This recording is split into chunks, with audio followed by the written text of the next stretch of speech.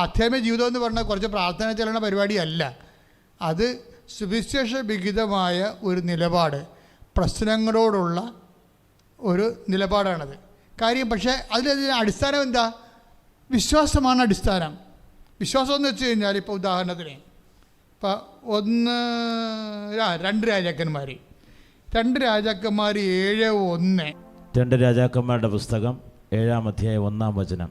എലീശ പറഞ്ഞു കർത്താവിന്റെ വചനം ശ്രവിക്കുവിൻ. അവിടുന്ന് അരുളിച്ചെയ്യുന്നു, നാളെ ഈ നേരത്ത് സമരിയായുടെ കവാടത്തിൽ ഒരളവ് നേരിയ മാവ് 1 ശെക്കൽ 2 അളവ് ബാർലിയും 1 ശെക്കലും വിൽക്കപ്പെടും. Praise the lord. അതായത് ഇതിൻ്റെ വിഷയം ഇതാണ്.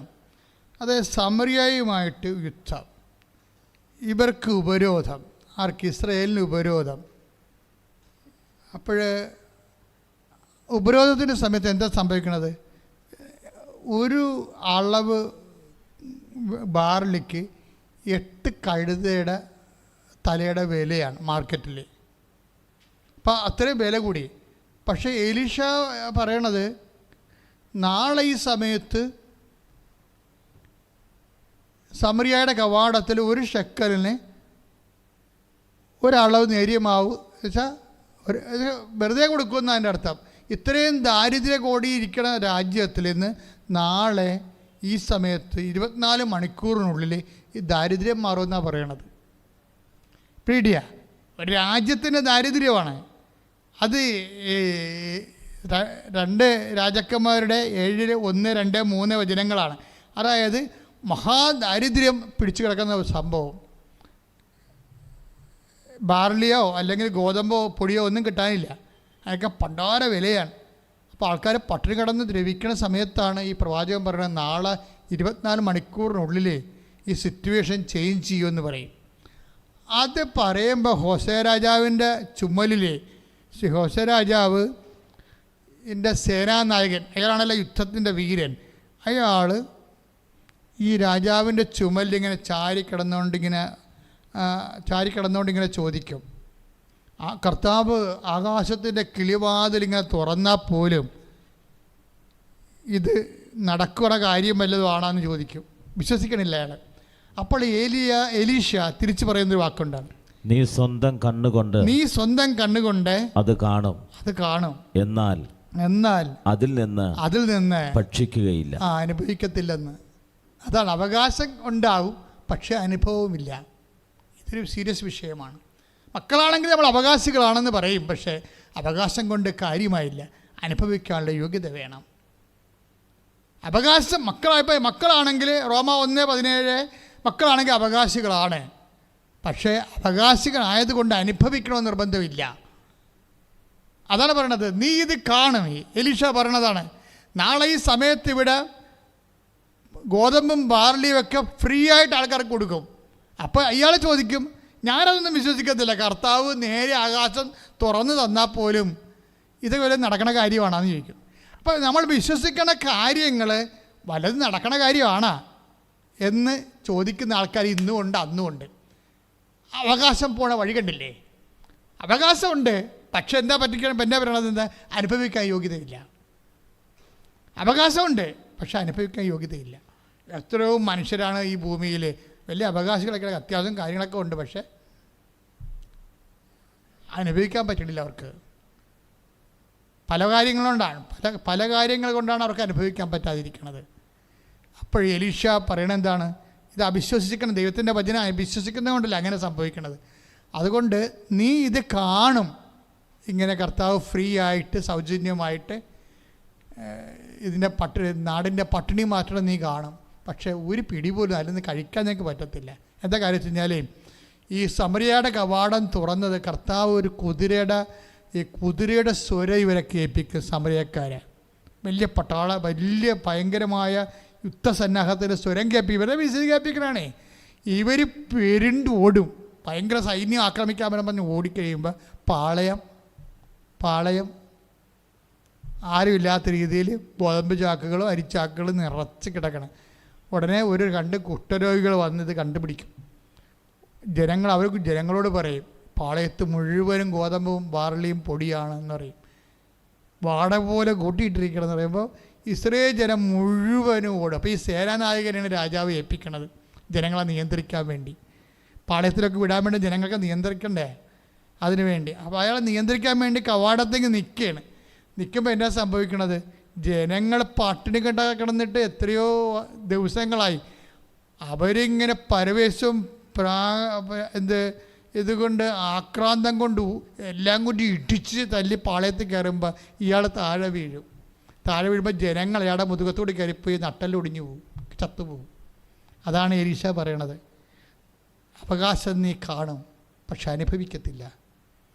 ദൈവവേദന അവകാശം, മക്കളാണെങ്കിൽ അവകാശികളാണ് എന്ന് പറഞ്ഞാൽ അതിൻ്റെ അർത്ഥം എന്താണ്? ക്രിസ്തുവിൻ്റെ കൂട്ടവകാശികളെന്ന് കൂടെ പൗലോസ് പറയുന്നുണ്ട്. അത് ആൾക്കാർ കേൾക്കത്തില്ല.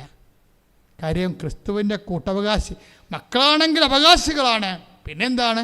ക്രിസ്തുവിൻ്റെ കൂട്ടവകാശികളും. ക്രിസ്തുവിൻ്റെ കൂട്ടവകാശം എന്ന് പറയുമ്പോൾ നമുക്കെന്താ കിട്ടണത്? നിത്യത എന്നാണ് കിട്ടുന്നത്. എൻ്റെ ദൈവവേദനെ, എൻ്റെ മകനെ 15:31 പറഞ്ഞെന്താണ്? മൂത്ത മകനോട് പറഞ്ഞാൽ, എൻ്റെ മകനെ നീ എപ്പോഴും എൻ്റെ കൂടെയാണല്ലോ, എനിക്കുള്ളതെല്ലാം നിനക്കുള്ളതാണെന്ന് പറയുമ്പോൾ നിത്യത വരെയാണ് പറയണത്. അപ്പം നമ്മൾ ഓർക്കും നമ്മളെ ജോലിയിട്ട് താമസിച്ചു, അല്ലെങ്കിൽ എല്ലാവരും കിട്ടുന്ന പോലെ എനിക്ക് പെൻഷൻ സമയത്ത് കിട്ടിയില്ല, അല്ലെങ്കിൽ എനിക്ക് ശമ്പളം കിട്ടിയില്ല, അല്ലെങ്കിൽ എൻ്റെ ഒരുമിച്ച് ഞങ്ങൾക്ക് ഭാഗോടുമ്പോൾ ചെയ്തിട്ട് ചേട്ടൻ്റെ അനുജൻ്റെ സ്ഥലത്താണ് കൂടുതൽ വിളവും കാര്യങ്ങളൊക്കെ കിട്ടുന്നത്. ഇങ്ങനെ നമുക്ക് എപ്പോഴും ഓരോ കാര്യം, നമുക്ക് എപ്പോഴും ഈ അലവലാതി മനുഷ്യർക്ക് എപ്പോഴും ഇങ്ങനെ പ്രാക്കുവേട്ട വർത്തമാനം പറഞ്ഞുകൊണ്ടിരിക്കും. അവരെ തല്ലിക്കൊല്ലാതെ വേറെ മാർഗ്ഗമൊന്നുമില്ല. പക്ഷെ നമുക്ക് തല്ലിക്കൊള്ളാൻ പറ്റത്തില്ല, പറയാനേ പറ്റത്തുള്ളൂ. കാര്യം വെച്ചാൽ അവർ പ്രാക്കപ്പെട്ടവരാണ്. കാര്യം ദൈവിക വഴികൾ അറിയാൻ പാടില്ല. എല്ലാത്തിൻ്റെ നെഗറ്റീവ് മാത്രം പറഞ്ഞുകൊണ്ടിരിക്കുന്ന ആൾക്കാരെ കണ്ടിട്ടില്ലേ? എന്ത് പറഞ്ഞാലും നെഗറ്റീവ്. അപ്പോൾ നെഗറ്റീവ് പറയുമ്പോഴുണ്ടാകുന്ന പ്രശ്നം എന്ന് വെച്ച് കഴിഞ്ഞാൽ ഇതുപോലുള്ള അവസ്ഥയാണ്. അതായത് നമ്മളെ സംബന്ധിച്ചിടത്തോളം ചില കാര്യങ്ങൾ പിതാവ് ഉദ്ദേശിക്കുന്നത് എന്താണ്? നിങ്ങൾ മക്കളാണെങ്കിൽ അവകാശികളാണ്, പക്ഷേ ക്രിസ്തുവിൻ്റെ കൂട്ടവകാശിയാണ്. അപ്പോൾ എന്താണ്? ഈ ക്യാഷ് ആൻഡ് കൈൻഡായിട്ട് നമുക്ക് ഇങ്ങനെ ചക്കരയും പീരയുമായിട്ട് കൈ കിട്ടുന്നതിനേക്കാൾ ഉപരി നിത്യത വരെയാണ് ഇതിൻ്റെ അത് ഉദ്ദേശം. ക്രിസ്തുവിൻ്റെ കൂട്ടവകാശികളല്ലേ? അപ്പോഴെന്നാ സംഭവിക്കണത്? കർത്താവിൻ്റെ കൂടെ നിത്യതയാണ് ഏറ്റവും വലിയ അവകാശം. We got the point. പിടികിട്ടിയോ നിങ്ങൾക്ക്? അപ്പം നിത്യതയാണ് ഏതെങ്കിലും വിഷയത്തിലെ സ്ഥാവര ജംഗമ ഭൗതികമായ ആനുകൂല്യങ്ങളിലെ നിൻ്റെ കൂടപ്പുറപ്പിനേക്കാൾ കുറവാണ് നിനക്കെങ്കിൽ you must rejoice in the name of Jesus. നീ കർത്താവിൻ്റെ മുമ്പിൽ ആഹ്ലാദിക്കണം. എന്താ കാര്യം? ക്യാഷ് ആൻഡ് കൈൻഡായിട്ട് നമ്മുടെ കയ്യിൽ കിട്ടുന്ന ഭൗതികമായ ആനുകൂല്യങ്ങൾ, അതിൻ്റെ അവസാനം എന്താണ്? ഈ ശരീരം തന്നെ ഉപയോഗിച്ച് അത് പോവും. പക്ഷേ ക്രിസ്തുവിൻ്റെ കൂട്ടവകാശികൾ എന്ന് പറയുന്ന രണ്ടാമത്തെ ഒരു പക്ഷേ ഏറ്റവും വലിയ അവകാശമുണ്ട്. അതെന്താ? നിത്യതയാണ്. എൻ്റെ ദൈവവേദനെ ഏതെങ്കിലും കാരണങ്ങൾ, ഇപ്പം നമ്മൾ തന്നെ ചില ആൾക്കാർ ചോദിക്കത്തില്ലേ, എള്ളുണങ്ങണത് എണ്ണ കിട്ടാൻ, പാറ്റാപ്പുഴുങ്ങ ഉണങ്ങണത് എന്ത് കാണിക്കാനാണെന്ന് ചോദിക്കും. എള്ളുണങ്ങണത് എണ്ണ കിട്ടാൻ, പാറ്റാപ്പുഴുക്ക് ഉണങ്ങണത് എന്തിനു വേണ്ടിയാണെന്നാണ് ചോദിക്കണത്. എൻ്റെ അർത്ഥം എന്താണ്? ഇപ്പം മകനെ പരീക്ഷ എഴുതിക്കാൻ കൊണ്ടുപോകണം, മരുമകളെ പരീക്ഷ എഴുതിക്കാൻ കൊണ്ടുപോകണം, അല്ലെങ്കിൽ ചേട്ടൻ്റെ ഭാര്യനെ പരീക്ഷ എഴുതിക്കാൻ കൊണ്ടുപോകണം, അല്ലെങ്കിൽ അയൽവാസിനെ പരീക്ഷ എഴുതിക്കാൻ കൊണ്ടുപോകണം. ബാംഗ്ലൂരാണ് പരീക്ഷ നടക്കുന്നത്. നമ്മൾ അവിടെ ചെല്ലുമ്പോൾ നമ്മൾ അവിടെ കൂടെ ഒരു കൂട്ട് പോകണം. ആൾക്കാർ പ്രഗ്നൻ്റാണ്, അതുകൊണ്ടൊരു കൂട്ട് പോകണം. അപ്പോൾ കൂട്ട് പോകുമ്പോൾ അവളെന്ത് ചെയ്യും? ആ പരീക്ഷ പാസ്സായി അവിടെ നേഴ്സാകും. അവിടെ എണ്ണ ഉണങ്ങണ എന്തിനാണ്? എണ്ണ കിട്ടാൻ. അതിന് കൂടെ പോകണ പാറ്റാപ്പുഴയ്ക്ക് എന്ത് കിട്ടാനോ? ഒന്നും കിട്ടത്തില്ല. അപ്പോൾ ആ ഒരു മൈൻഡിലാണ് ആൾക്കാർ വിഷയങ്ങളെ എടുക്കണത്. ഈശോ പറഞ്ഞത് എന്താണ്? നീ പാറ്റാപ്പുഴക്കായിട്ട് അവിടെ നിനക്കൊന്നും കിട്ടിയില്ലെങ്കിലും അവിടെ കിട്ടാത്ത കാര്യം ഞാൻ നിനക്ക് തരും. ഇതാണ് വിശ്വാസം എന്ന് പറയുന്നത്. അവിടെ കിട്ടത്തില്ല, അവളുടെ കാര്യം ജോലി നീ സഹായിക്കുന്നതേ ഉള്ളൂ. അതുകൊണ്ടാണ് ഈശോ പറഞ്ഞത് വിശേഷ വിധിയായി നിങ്ങളുടെ സഹോദരങ്ങളെ മാത്രമേ. ഇപ്പോൾ 6:38 ഇല്ലേ ലുക്കാസ് വിശേഷം, അതായത് 6:38 വചനങ്ങൾ. ശപിക്കുന്നവരെ അനുഗ്രഹിക്കുവിൻ, അധിക്ഷേപിക്കുന്നവർക്ക് വേണ്ടി പ്രാർത്ഥിക്കുക. അടുത്ത വചനം വായിച്ചേ. ഒരു ചെകിടത്ത് അടിക്കുന്നവന് മറ്റേ ചെകിടുകൂടി കാണിച്ചു കൊടുക്കുക. മേലങ്കി എടുക്കുന്നവന് കുപ്പായം കൂടി എടുക്കുന്നതിൽ നിന്ന് തടയരുത്. നിന്നോട് ചോദിക്കുന്ന ഏതൊരുവനും കൊടുക്കുക. നിന്റെ വസ്തുക്കൾ എടുത്തു കൊണ്ടുപോകുന്നതിനോട് തിരികെ ചോദിക്കരുത്. നിന്റെ വസ്തുക്കൾ എടുത്തുകൊണ്ട് പോകുന്നതോട് തിരികെ ചോദിക്കരുത്. മക്കളെ, ഇതൊക്കെ ഈ വചനങ്ങളെ കേട്ടിട്ട് ഈ ജന്മത്തിൽ ഇത് നടക്കില്ലെന്ന് നിങ്ങൾക്ക് തോന്നണില്ലേ? കർണക്കുരി അടിക്കണവന് മറ്റേ കാരണം ആര് കാണിച്ചു കൊടുക്കാനാ? ഇല്ല. അതുപോലെ തന്നെയാണ് ചോദിക്കുന്നവരൊക്കെ കൊടുക്കുക, വായ്പയ്ക്ക് വന്നത് ഒഴിഞ്ഞു മാറരുത്. ഇങ്ങനെ കർത്താവിൻ്റെ കുറേ വചനങ്ങളാണ്. എന്നിട്ട് ഈശോ ചോദിക്കണം എന്തറിയാമോ? നിങ്ങളെ സ്നേഹിക്കുന്നവരെ മാത്രം സ്നേഹിച്ചാൽ പ്രതിഫലത്തിൻ്റെ അവകാശങ്ങൾക്ക് ഉള്ളതെന്ന് ചോദിക്കും. അതായത് ചില വചനങ്ങൾ, കർത്താവിൻ്റെ വചനങ്ങൾ ചെയ്യാൻ പറ്റാത്ത വചനങ്ങളാണ്.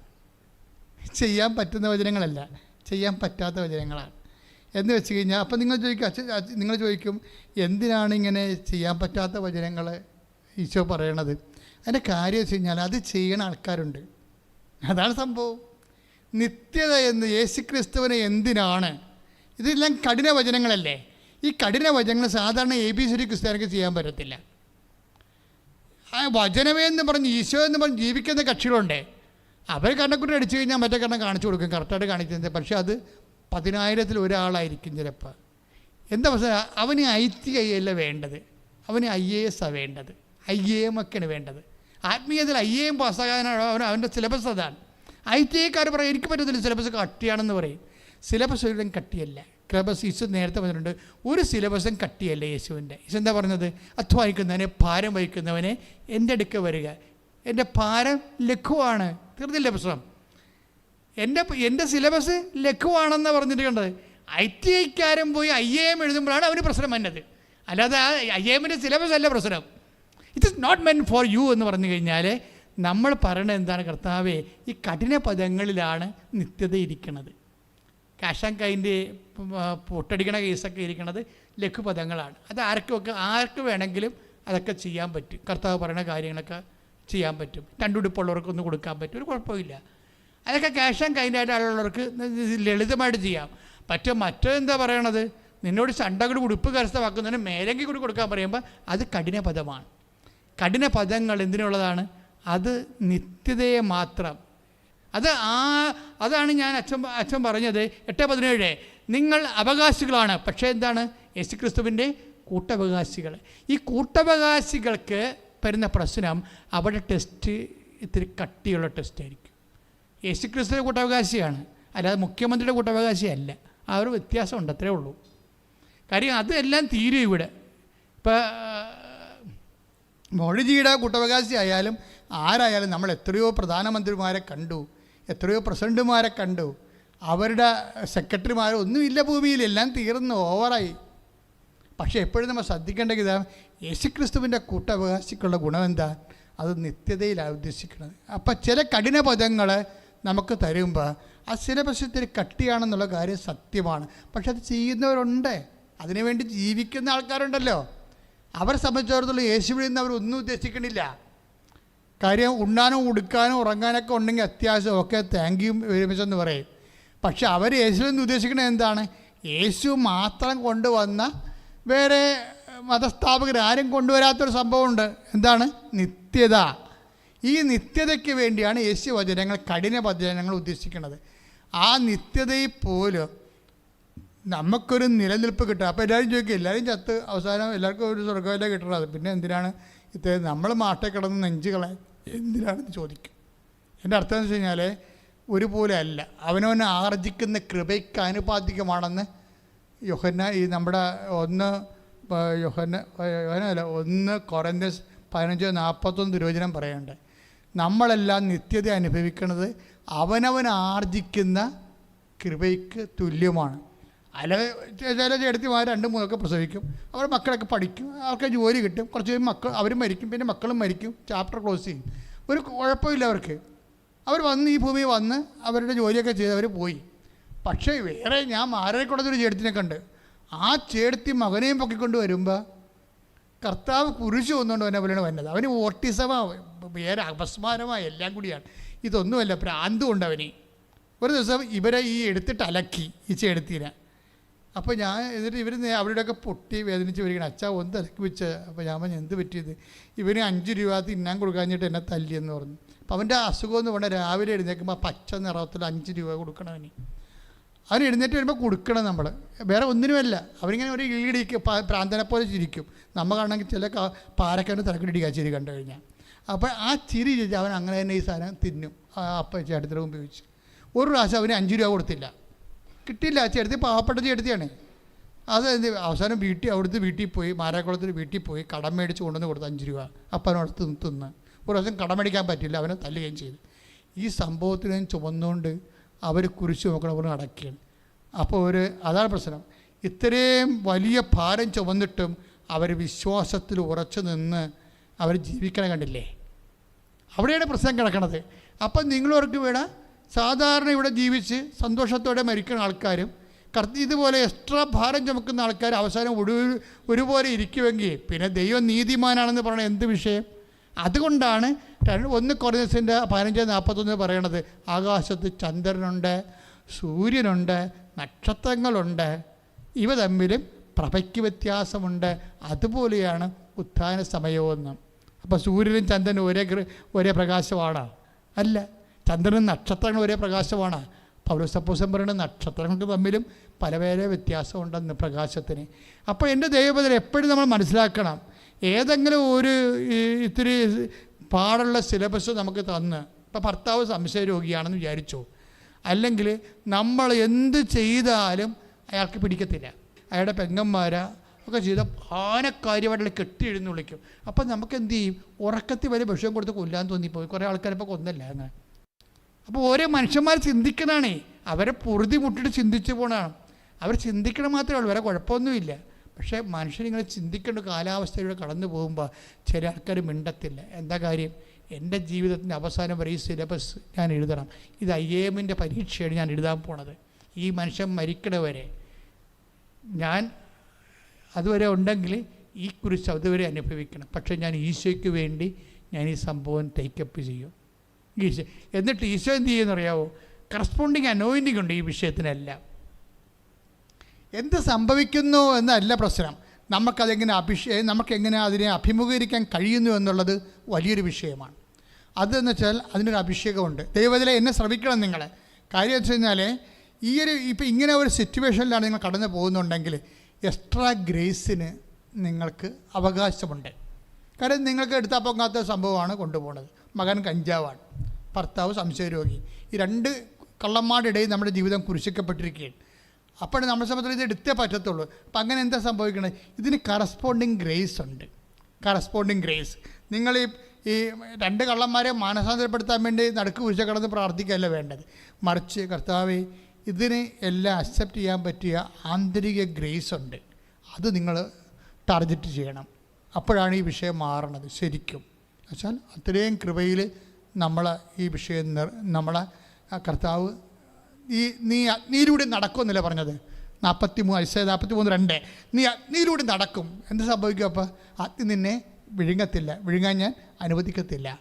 ഏതെങ്കിലും കാലവശാൽ നിങ്ങളുടെ സിലബസ് കട്ടിയാണെങ്കിൽ, നിങ്ങൾ അഗ്നിയിലൂടെയാണ് നടക്കണമെങ്കിൽ, അഗ്നി വിഴുങ്ങാത്ത അഭിഷേകത്തിൻ്റെ കൃപയ്ക്ക് വേണ്ടി പ്രാർത്ഥിക്കാനുള്ള അതിൻ്റെ അവകാശം നിങ്ങൾക്കുണ്ടെന്ന് എൻ്റെ അർത്ഥം.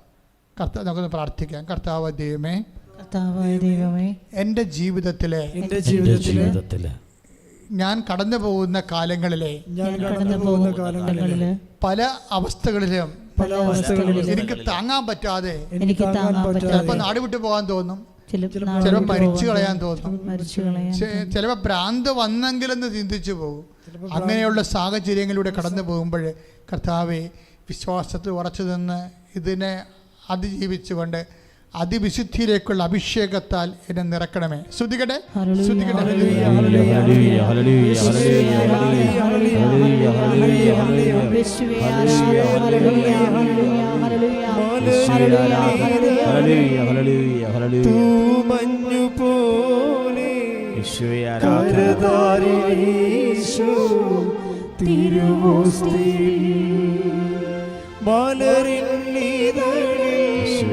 തൂമഞ്ഞു പോലെ കരതാരീശോ തിരുവോസ്തിയിൽ സദയം പുണരാ കൊതിയോടെ നിൽപ്പൂ സദയം വരൂ നീ ആത്മനാഥാ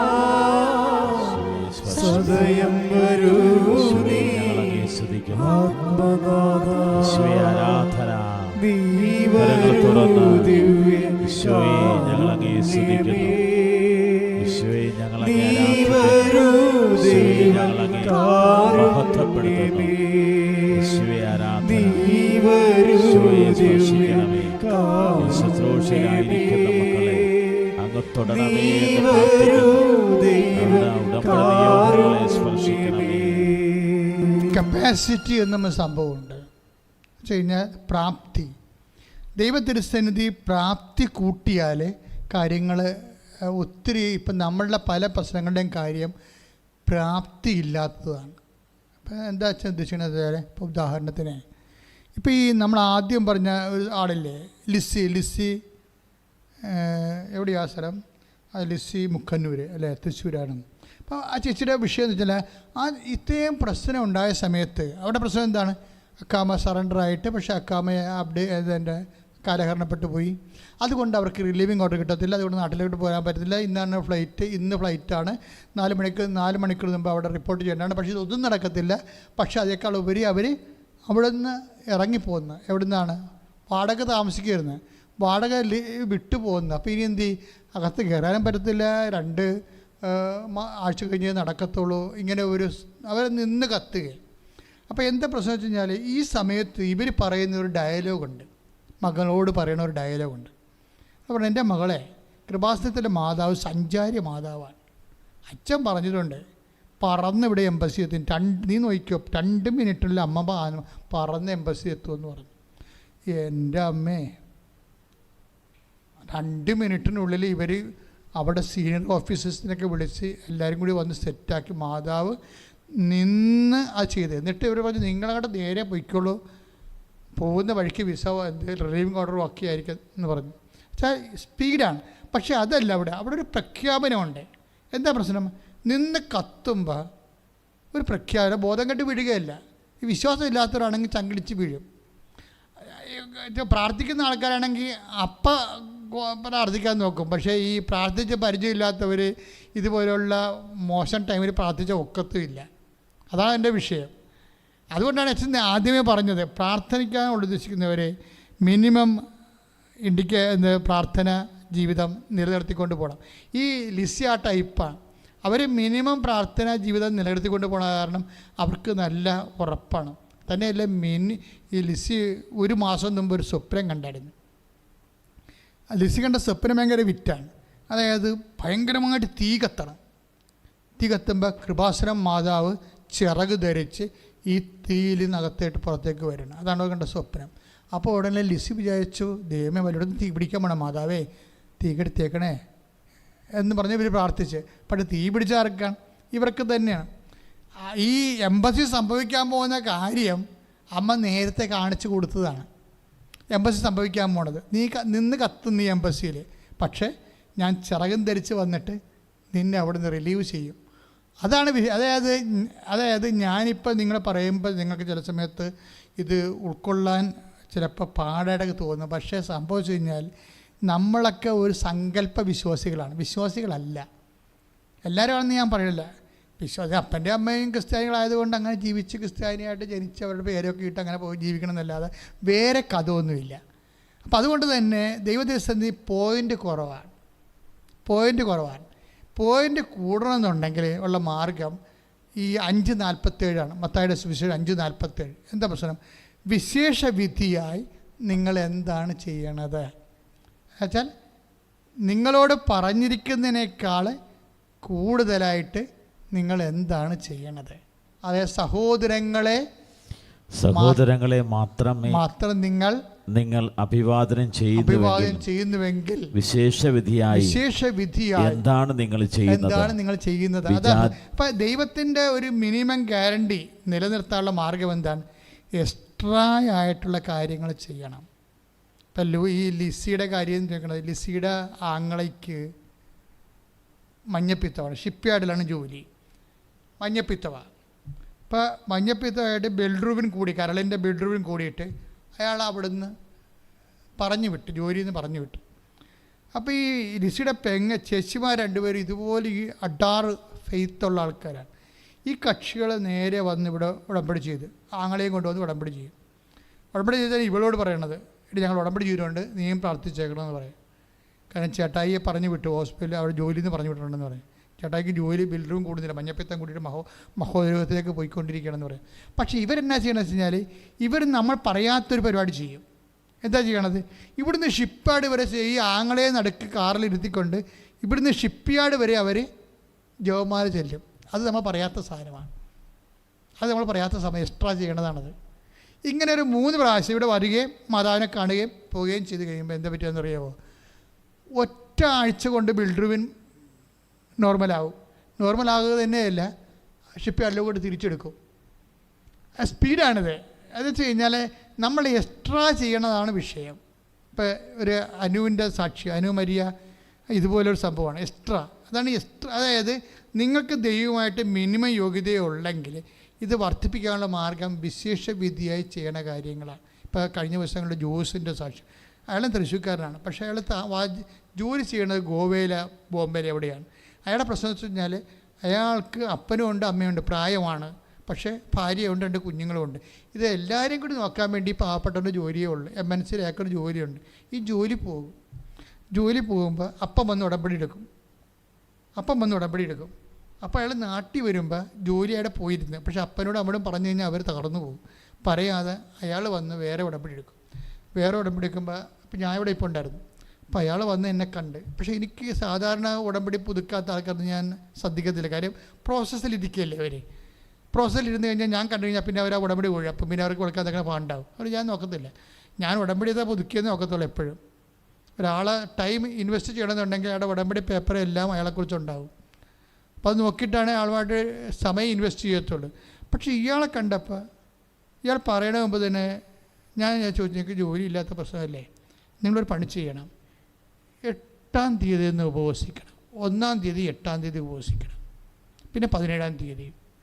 അപ്പോൾ അയാൾ 1-ാം തീയതി ഉപവസിച്ച് 8-ാം തീയതി അയാൾ ഉപവസിക്കണ ദിവസം MNC കമ്പനി വേറൊരു കമ്പനിയിൽ നിന്ന് അയാൾക്ക് അതിനേക്കാൾ ശമ്പളത്തിൽ, അതായത് വീട്ടിലിരുന്ന് ജോലി ചെയ്യാൻ വേണ്ടി വർക്ക് അറ്റ് ഹോമായിട്ട് അതിനേക്കാൾ ശമ്പളത്തിൽ ജോലി കിട്ടി. അത് വർക്ക് അറ്റ് ഹോമാണ്. നേരത്തെ അവിടെ പോകണമായിരുന്നു, ഇപ്പം പോകേണ്ട കാര്യമില്ല. അപ്പോൾ ഈ ജോലിയും കാര്യമൊക്കെ അമ്മയുടെ കയ്യിലുണ്ട്, ദൈവത്തിൻ്റെ കയ്യിലുണ്ട്. നമ്മൾക്ക് കിട്ടാത്തതിൻ്റെ കാരണം നമ്മൾ എക്സ്ട്രാ ചെയ്യാൻ ഒട്ടിയടിക്കാൻ പറ്റത്തില്ല. ഇതാണ് പ്രശ്നം. ഉള്ളത് തന്നെ എങ്ങനെയും 16 കൊട്ടുമായിട്ടൊക്കെയാണ് ചെല്ലണത്. ഇപ്പോൾ പ്രത്യക്ഷ പ്രാർത്ഥന കഴിയുമ്പോൾ രാവിലെ എഴുന്നേറ്റിട്ട് 5:30 തൊട്ട് 6:30 മണി വരെയാണ് പ്രാർത്ഥിക്കേണ്ടത്. അപ്പോൾ മിക്കവാറും എഴുന്നേൽക്കുമ്പോൾ 7:30 മണിയാവും. എന്തുകൊണ്ടാണ്? രാത്രി വല്ല വാട്സപ്പൊക്കെ കൊണ്ട് ചാറ്റും ചീറ്റുമൊക്കെ ഇരുന്നിട്ട് ഉറങ്ങാൻ വിട്ടു പോകുമ്പോൾ രാവിലെ എഴുന്നേൽക്കണം താമസിക്കും. അതുകൂടി ആ സംഭവം തീരും. അപ്പോൾ ഇങ്ങനെയാണ് വിഷയം വന്നത്. ഇത് മറിച്ച് എക്സ്ട്രായാണ് ഈ പരിപാടി ചെയ്യണമെങ്കിൽ. ഇപ്പോൾ അനുവിൻ്റെ പരിപാടി എന്താണ്? എന്താ പറഞ്ഞത്? എനിക്ക് വിസ ഇൻ്റർവ്യൂ ആണ്, 3 ഞാൻ തോറ്റപ്പോൾ വന്ന് ഉടമ്പടി ചെയ്ത് പാലക്കാട് നിന്ന് ഒറ്റക്ക വന്നത്. ആ സാക്ഷി എനിക്ക് ഭയങ്കര ഇഷ്ടപ്പെട്ടു. ഞാൻ ഇടയ്ക്കിടയ്ക്ക് പറയാറുണ്ട്. അനു വീണ്ടും എക്സാമിൻ്റെ ദിവസം ചെയ്ത പരിപാടിയുണ്ട്. 3 മണിക്ക് എഴുന്നേറ്റ് ബൈബിൾ വായിച്ചു മൊത്തം. എന്നിട്ട് കുളിച്ച് റെഡിയായിട്ട് നേരെ ഓഫീസിൽ പോയി. ഒരു സാധനം തുറന്ന് നോക്കിയില്ല. കാര്യം എന്താണ്? ഈ പരീക്ഷ മാതാവിൻ്റെ പരീക്ഷയാണ്. അതുകൊണ്ട് ഞാൻ ആരോടും സംസാരിച്ചില്ല. കൂട്ടുകാർ പോലും വന്നിട്ട് പോലും ചിരിച്ചു പോലും കാണിച്ചില്ല ഞാൻ ദൈവത്തിൻ്റെ കൂടെയാണ് പോകണമെന്നുള്ളത്. അതാണ് ആരെ അഭിവാദ്യം ചെയ്യുന്നതൊക്കെ നമ്മൾ വായിച്ചില്ല. സംഭവം ശരിയാണ്.